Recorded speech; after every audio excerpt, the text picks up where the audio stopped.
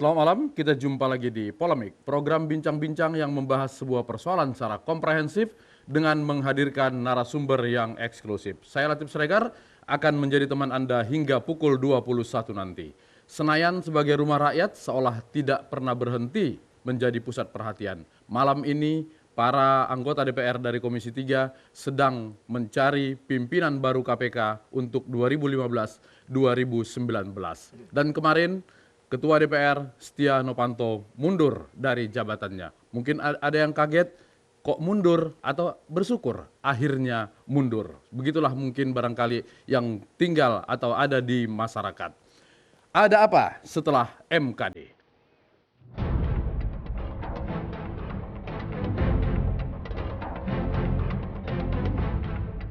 Drama kegaduhan Papa minta saham di Mahkamah Kehormatan Dewan telah usai. 9 dari 15 anggota MKD yang hadir menyatakan Ketua DPR Setia Novanto melakukan pelanggaran sedang. Sedangkan 6 anggota lainnya menilai pelanggaran berat telah dilakukan oleh Novanto. Sidang pelanggaran etika Ketua DPR ini diawali atas pelaporan Menteri Energi dan Sumber Daya Mineral Sudirman Said. Sudirman melaporkan adanya pertemuan antara Ketua DPR bersama Presiden Direktur PT Freeport Indonesia dan pengusaha Muhammad Riza Khalid. Dalam pertemuan yang diduga untuk menjanjikan kemulusan renegosiasi kontrak karya Freeport di Indonesia itu, pemufakatan dengan pencatutan nama Presiden pun terjadi. Desakan Setia Novanto.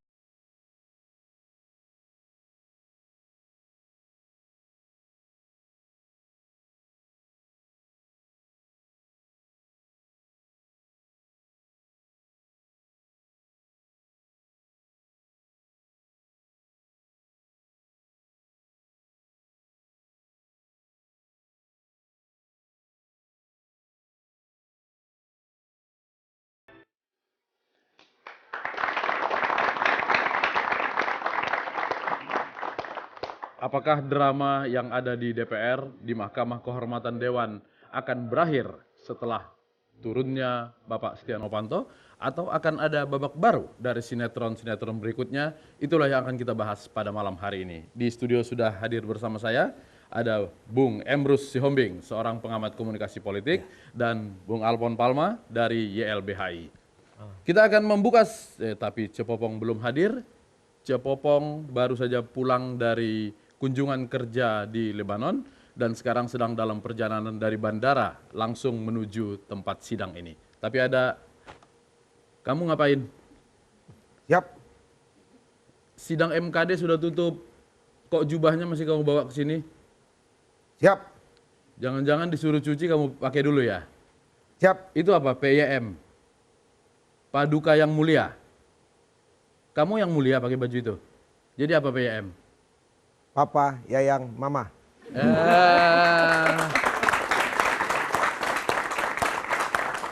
Nggak pantas tampang begitu ngomong-ngomong papa. Papa Yayang lagi. Pengawal Cepopong. Menjaga palu jangan sampai diambil oleh orang lain. Supaya sidang tetap berjalan dengan baik. Oke, Bung Emrus. Ya. Apa makna dari injury time yang dibuat oleh kelompok Setia Novanto? Jadi ketika mau pengumuman tiba-tiba mereka melakukan suatu terobosan baru. Apa itu? Baik, itulah politik. Sangat dinamis. Berbeda dengan kalau kacamata hukum. Kalau hukum biasanya hitam putih. Artinya salah atau benar. Kalau politik tidak ada persoalan salah atau benar. Fenomena politik sangat cair. Bisa hitungan detik. Ya. Bahkan itu bisa diatur di panggung belakang semua. Ya. Nah, kembali ya kita pertanyaan Abang tadi bahwa apa yang terjadi tiba-tiba bahwa Setia Novanto mengajukan mundur walaupun tekanan itu begitu kuat, harusnya lebih cepat lebih baik. Ya. Tetapi the last minute dia mengajukan mundur. Yang pasti secara politik di dalam suatu partai ada faksi-faksi di dalam. Nah, artinya satu partai itu belum tentu satu suara semua. Dan boleh jadi di situ ada tekanan-tekanan faksi tertentu sehingga mendorong Setia Novanto untuk mundur. Itu yang pertama. Yang kedua, bisa saja perhitungan kalkulasi Golkar untuk pemilu yang akan datang. Golkar, bukan Setia Novanto. Golkar secara ya, partai. Artinya Golkar sebagai partai mendorong Setia Novanto untuk mundur. Karena perhitungan itu, karena memang kita harus lihat kenyataan di lapangan bahwa Setia Novanto di kacamata publik sudah sangat tidak baik lagi. Ya.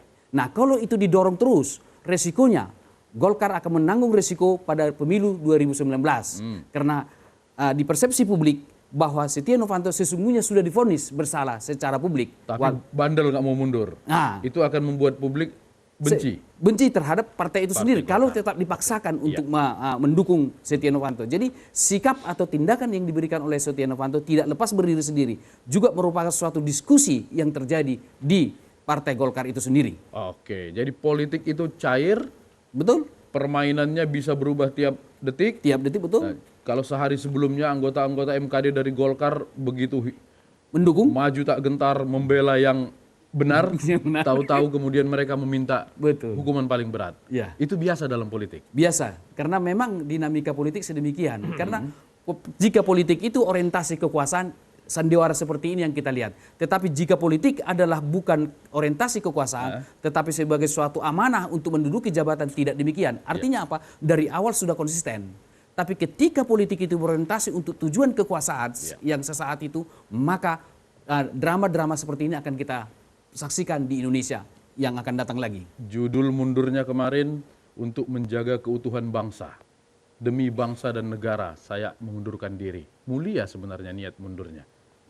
Saya pikir ya dari sudut mundurnya. Tetapi apakah untuk kepentingan bangsa dan negara? Saya mempertanyakan itu. Ya. Bukankah itu untuk kepentingan pribadi Setia Novanto? Karena memang kalau dia tidak mundur justru lebih jelek secara pribadi maupun tidak baik untuk Golkar sendiri.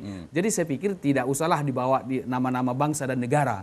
Kalau memang mundur silakan mundur. Karena kalau memang atas nama bangsa dan negara, seharusnya beliau sudah dari awal mundurnya. Jangan udah 10-7 posisi baru mundur. Betul. Nah, itu nggak usah bangsa dan negara juga memang harus mundur ya. Iya. Oke, itu secara politik yang katanya nggak hitam putih. Kalau hukum hitam putih, apa maknanya? Apakah kemudian seperti yang banyak diduga orang lain untuk karena tadinya pengen panel dulu supaya lebih lama, tapi ternyata kemudian ya harus mundur, memang nggak bisa tidak lagi.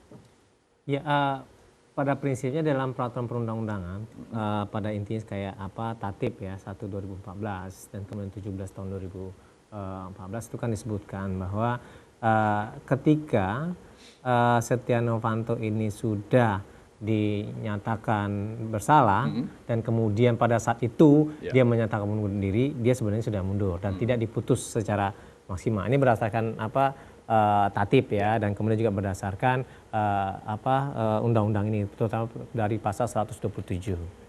Nah, jadi di situ kesempatan dari Setia Novanto untuk mengatakan bahwa dia tidak dilabel bersalah berdasarkan MKH gitu ya. Dan jadi saya mundur bukan karena melanggar etika. Bukan melanggar etika, tetapi karena keinginan saya untuk mundurkan diri gitu ya. Nah, di situ tidak jelas jadinya labelnya itu dia sebagai orang yang sudah bersalah atau tidak gitu. Nah, oleh sebab itu makanya ini suatu keuntungan bagi dia sendiri untuk bisa melanjutkan prestasi politiknya ke depan. Dalam artian pada saat ini kalau misalnya pada saat ini dia sebagai ketua DPR RI dilengserkan, ke depan dia kan punya berhak juga untuk dipilih dan memilih kan.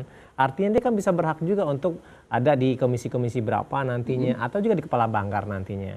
Yang bisa jadi di dalam satu rumah itu mana yang lebih strategis kan bisa dipilih juga kan. Nah, artinya kalau dia tidak ada label bersalah, ya dia tetap bisa menjabat alat kelengkapan dewan. Bisa seperti itu. Kalau misalnya kemarin panel kemungkinannya adalah dia itu bisa dinyatakan tidak bersalah karena panel itu terdiri dari 6 orang. 3 dari MKD dan kemudian 3 orang dari profesional dan ahli. Nah, itu kan ukuran tidak jelas. Karena ukuran tidak jelas bisa saja nantinya itu kena angin dan menyatakan ketua DPR RI yang lama atau dalam artian Setia Novanto itu dinyatakan tidak bersalah seperti itu. Begitu juga pada saat ini. Nah, ini kan sebenarnya drama yang dibuat sendiri oleh anggota DPR RI untuk menyatakan bahwa inilah wajah kebobrokan dari DPR RI itu sendiri. Nah, oleh sebab itu makanya kita melihat ini tidak hanya dalam artian yuridis formal kalau menurut saya pada saat ini gitu kan kayak yang dikatakan tadi. Tapi kita melihat dalam apa yang ada di belakang ini. Kalau misalnya menurut saya pada saat ini hanyalah salah satu aktor dari banyak aktor yang pengen mengecap dari apa yang dikatakan madu di Freeport itu sendiri. Jangan dikatakan ini dalam artian sudah selesai. Saya pikir tidak selesai. Nah, oleh sebab itu makanya ini hanyalah merupakan sandiwara dan kemudian drama-drama yang dibuat untuk menyatakan satu pihak pengen dia dilengsarkan, satu pihak pengen adanya rotasi di pimpinan DPR RI, satu pihak juga pengen adanya bagaimana konsesi itu yang di Freeport itu bisa dikuasai oleh sekelompok orang sebenarnya. Nah itu sebenarnya hal-hal yang perlu diungkap agar ke depan itu bisa menjadi suatu tabir yang terbuka dan memberikan suatu pandangan-pandangan pada masyarakat bahwa ini merupakan wajah pemerintah di Indonesia yang pada intinya adalah suatu noda hitam dalam pemerintahan pada Indonesia pada saat ini, sampai dalam konteks bagaimana presiden dan wakil presiden itu dijual namanya gitu kan untuk mendapatkan satu keuntungan-keuntungan. Nah, dalam kerangka tindak pidana korupsi ini sebenarnya kan tidak hanya dalam konteks suap, tetapi juga memperdagangkan dari jabatan itu sendiri. Perdagangan pengaruh. Iya, seperti itu. Nah, ini kan sebenarnya dalam konvensi UNCAC itu kan juga diatur pasal 16, 17, 18 tentang trading influence gitu. Itu kira-kira, Mas. Banyak pertanyaan. Kenapa kemudian ketika Pak Setia Novanto menyatakan mundur, sidang langsung ditutup? Ya karena dalam undang-undangnya begitu dinyatakan pasal 127 gitu. Jadi ketika itu sudah dinyatakan mengundurkan diri, artinya tidak ada proses lagi. Karena ini sudah berdasarkan undang-undang pasal 127. Apakah yang diadili itu kemarin dia sebagai anggota DPR atau melekat jabatan sebagai ketua? Sehingga ketika dia mundur sebagai ketua tidak ada legal standing lagi untuk mengadilinya? Ini pertanyaan menarik sebenarnya kan. Apakah di dalam diri dia, dalam artian pada saat ini adalah anggota ketua DPR juga melekat juga sebagai anggota DPR. Memang melekat gitu kan. Tetapi ini kan dilaporkan dia sebagai pengadu gitu kan. Nah dalam pasal 127 itu kan disebutkan pengaduan pelanggaran tidak dapat diproses apabila teradu telah mengundurkan diri. Jadi itu mengundurkan diri itu melepaskan dari seluruh prosesnya. Kalau dia mundur dari anggota DPR berarti memang tidak ada ini. Tapi kan ini dia mundur sebagai ketua. Kalau sebagai anggota DPR RI artinya kan proses hukum dijalankan. Begitu juga pada saat ini. Proses hukum juga harus dijalankan. Tetapi pertanyaannya adalah apakah dia sebagai anggota DPR dan sebagai ketua DPR RI ketika dalam proses MKD ketika dia mengundurkan diri dia tidak bisa diproses. Memang tidak bisa proses berdasarkan pasal 107. Ini kan kerangka normatif nih kan. Nah, tetapi kalau bisa kita lihat bahwa ketentuan ini sebenarnya kan produk politik juga yang dilakukan oleh anggota DPR RI yang sudah melihat bahwa inilah pintu-pintu yang bisa membuat dia terlepas pada saat-saat tertentu gitu. Balik ke Bang Emrus. Ini katanya menarik karena tidak ada label pelanggaran etika dia masih boleh jadi memimpin alat kelengkapan dewan. Kalau suatu saat ada pansus Freeport kemudian yang mimpin Setia Novanto seru berarti ya? Justru itu bisa jadi. Bisa jadi. Jadi pansus lagi. Nah ini bisa jadi balas dendam politik yang terjadi gitu ya. Tetapi saya melihat bahwa kalau memang itu sebagai dasarnya, artinya bahwa karena mundur lalu bisa membuat jabatan. Nah inilah bahwa politisi kita itu semua haus kekuasaan. Seharusnya secara moral. Ketika Setia Novanto divonis atau katakanlah mengundurkan diri dalam proses sebelum diputuskan sidang etika dan yang jelas bahwa sidang etika sudah membuat suatu kesimpulan bahwa berpandangan semua bahwa pelanggaran etika kan demikian. Nah harusnya Setia Novanto tidak lagi punya hak moral untuk menjadi duduk jangankan sebagai ketua DPR, sebagai anggota DPR pun harusnya sudah mundur. Menarik begini dari analisa teman kita tadi. Jadi kalau dia menjadi ketua, lalu mundur, artinya punya jabatan. Bagaimana orang yang tidak punya jabatan? Jadi orang kan berbondong-bondong. 2 kali dia punya jabatan, kalau salah masih kena jabatannya. Belum kena sebagai fungsi DPR-nya. Idealnya harus kena jabatannya dan sekaligus sebagai fungsi DPR-nya. Karena itu melekat. Justru lebih substansi jabatan DPR-nya daripada jabatan ketua umumnya. Nah ini kesempatan dalam pengertian yang negatif.